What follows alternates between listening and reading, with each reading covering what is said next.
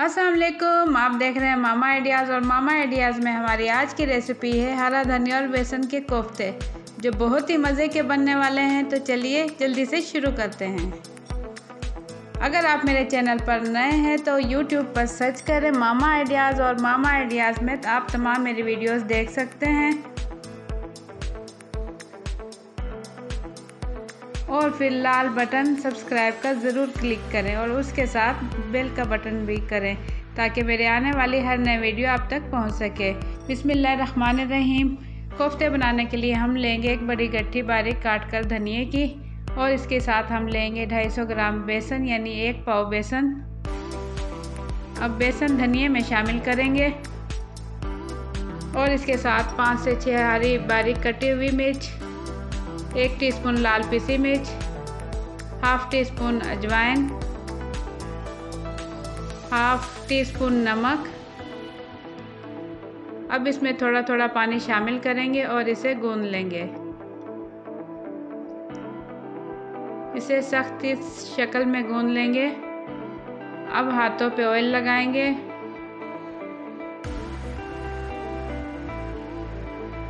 और गोल शेप में इसके कोफ्ते बना लेंगे।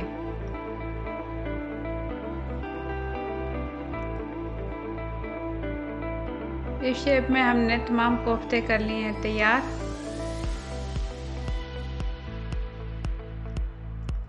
अब एक बर्तन में पानी उबालेंगे। पानी के उबाल आने पर हम एक एक करके इसमें कोफ्ते डाल देंगे।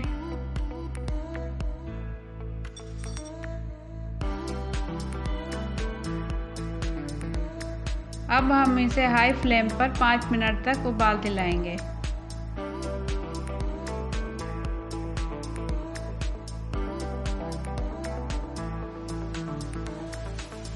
पाँच मिनट हाई फ्लेम पर पकाने के बाद कोफ्ते हम निकाल लेंगे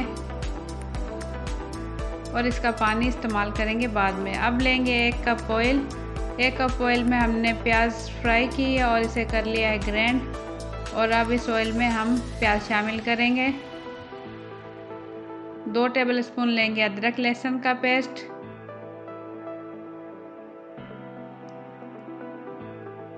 1 टीस्पून लेंगे ज़ीरा, 1 टीस्पून लेंगे पिसा सूखा धनिया, हाफ टी स्पून लेंगे हल्दी और 1 टीस्पून लेंगे नमक।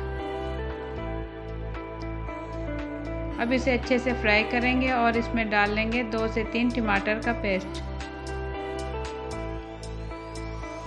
अब इसे अच्छे से फ्राई करने के बाद इसमें डालेंगे 2 कप पानी, जो कोफ्तों का उबाला हुआ पानी था। अब उबाल आने पर इसमें हरा धनिया के बेसन के कोफ्ते डाल देंगे और ढक्कन ढककर इसे 10 मिनट मीडियम फ्लेम पर पकाएंगे।